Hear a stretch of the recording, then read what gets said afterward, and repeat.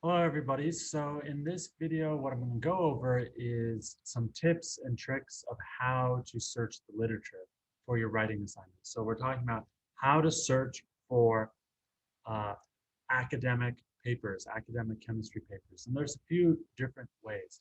The first thing to recognize is that if you are at home, which you probably are right now, um, you have to do something special in order to gain access to all of the different journals that chemistry papers are published in, right? So most of these journals are not free. The university pays money for us to have access to them. So if you think about like Journal of the American Chemical Society, that's a very common journal. That's not a free open access journal to the public. Um, Most universities across the country, however, pay a certain fee in order for students and faculty to have access to that. But since you're at home, uh, that can be a little bit tricky. So what are you going to do? It's very simple. Um, what you want to do is go to remote.unr.edu. Okay. And once you're there, you're going to type in your UNR net ID and your password. Um, and when you do that, okay, you're going to have some options here. What you want to do is you're not going to have this virtual desktop that's only for faculty staff, but basically the same one here is it's going to be something like this, DataWorks or Blue Wolf. I'm not exactly sure. You might have to experiment with it because I'm not a student, so I don't know exactly what options you have. But you have something like this. If you have this one, click on it. Okay, DataWorks, Blue Wolf, or something like that. And then it's going to download this little thing. Okay, click on that. Hit connect, and then hit OK. And then at this point, um, what you'll be able to do is you'll be able to, you're basically on a remote computer now, okay, that's on campus. And so you'll be able to go in and, sorry, so here, so if I minimize this, I'm back to my normal computer at home. But if I click on this little computer thing, now I'm on the virtual computer. And so within that, now you can go in and open up a web browser. And from this point, you can then search for different journals. So I'm just going to do Journal of American Chemical Society, probably the most famous purely chemistry journal. Okay. You can click on this and you could click on inorganic chemistry, let's say. Okay, it has a lot of different things you can browse.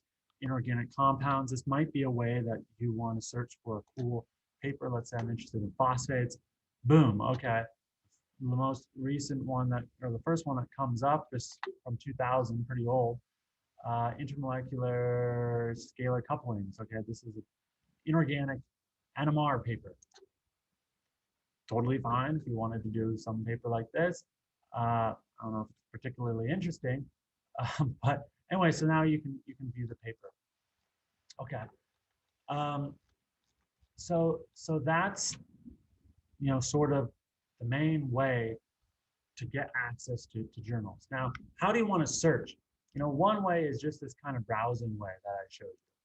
And a lot of times you can look at sort of what the newest things are, maybe the most read ones, or if you explore these different sites of the different journals, there's many different journals, of course. You can look at ASAP articles. This means as soon as publishable. So these are really new articles. Now, this is not an inorganic chemistry journal. It's all chemistry. So only some of these will be relevant for this course, right? Um, but generally, I think it's probably better to have some or think about certain topics that maybe interest you. For example, maybe you're really interested in a certain element. And so the way I would do this, one of my favorite ways to at least start searching is to use Google Scholar. It's free and it's just really simple to use. So let's say I'm interested in, I don't know, erbium coordination complexes. Type that in, and then here you go. And the nice thing is, if you want to just look at recent ones and say since 2017, whatever you want to do here. And then you just click on it, and it will take you to the page. Now, most of the time, you'll be able to see the article. You can view it as a PDF or whatever you want to do. If you're having trouble and you can't figure out how to view the article, it might say it's restricted, okay?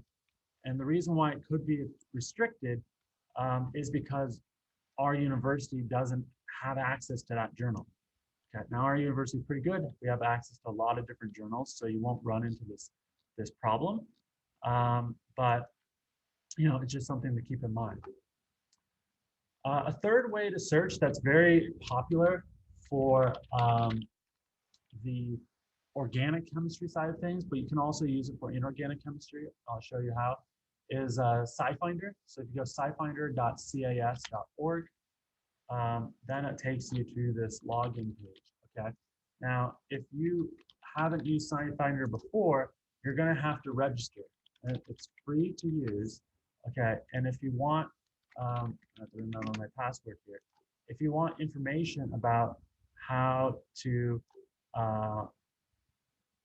register, okay, just Google UNR SciFinder. Okay. And the first link should be, first hit should be SciFinder. You can email this person, Tara, there if you're having trouble. But if you just go SciFinder FAQ, okay, how do I log in? Simply use your account, okay, obviously. But I'm a student. How do new users get access to SciFinder? You'll have to use the registration page. So you can go through here, and it'll show you how. But the nice thing, the most powerful part about SciFinder is if you go under substances, you can go to this chemical structure thing. And now you can actually draw molecules that you want. So I don't know, I'm using the example of erbium for some reason. And let's say I just show like erbium chloride. I can do this exact, now this isn't the right oxidation state, okay, of erbium. But let's say I just want something that has an erbium and a chlorine bond in it.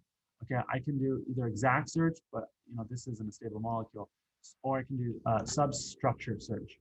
Okay, and if I do that, let's just see what happens. So it's going to pour some liquid in, and here you go. So erbium 1 chloride. I guess it is actually sort of stable enough to have some papers about it.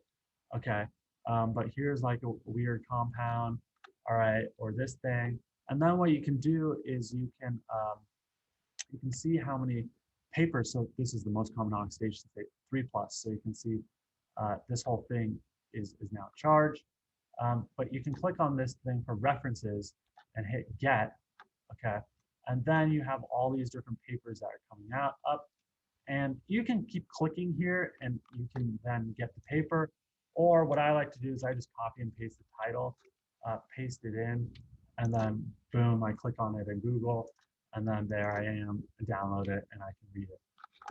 Okay, so what we're going to go over in the next video is about the impact factor of papers. And if you read the writing assignments carefully, you'll see that I have requirements about what impact factor your journal has to be for your paper to be in. I want to make sure that you're reading a good paper and not just some random paper. That's the point of this. All right, so I'll see you in the next video.